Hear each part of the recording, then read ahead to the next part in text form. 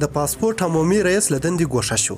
سلامونه درنو لیدونکو، ستړي مه شئ، وخت مو په خیر. په ټولنیزو شبکو کې د یو ویډیو له خپرېدو وروسته د طالبان حکومت د پاسپورت عمومي رئیس عالمګل حقاني له دندې ګوښه کړ. په خپره شوې ویډیو کې په یوه خونه کې یو تن چې ادعا یې کېږي د عالمګل حقاني ورور دی، په داسې حال کې لیدل کېږي چې شراب ورته ایښي او له څو نامحرومو ښځو سره غیر اخلاقي بانډار جوړ کړی دی. طالبان د دې ویډیو په اړه رسما څه نه دي ویلي، خو د طالبان د دفاع وزارت د ستراتیژیکو اړیکو رئیس لطیف الله حبیبي نن سهار وویل چې د پاسپورت عمومي رئیس د خپل ورور د اخلاقي فساد په خاطر له دندې ګوښه کړای شو. حبیبي پر خپل ټویټر پاڼه د اخلاقي او اداري فساد په تړاو د پاسپورت د رئیس عالمګل حقاني د ورور نیول کېدل د افسوس وړ بللې. خدای د طالبان د لیکو د پاکوالي نښه بللې چې هیڅوک د دوی په نظام کې قانوني مسؤلیت نه لري او د هر خاين خیانت افشا کیږي. د همداراز لیکلي سره لدی چې د دې ویډیو له خپرېدو وروسته یو شمېر خلکو طالبان ته د انتقاد ګوتې نیولې چې دوی هم له اخلاقي فساد نه خالي نه دي. خو د طالبان د ویاندویان د دفتر یو غړی محمد جلال د پاسپورت د دفتر رئیس برطرفي د دې ښکارندوی وبلل چې طالبان د پخواني حکومت خلاف قوانین پر ټول یو شان تطبیقوي او هیڅوک د جنایتکارانو د اقداماتو دفاع نه کوي. ډیره مننه چې ویډیو مو سره تر پایه وکتل. تر بیا او بلې ویډیو د الله پامان.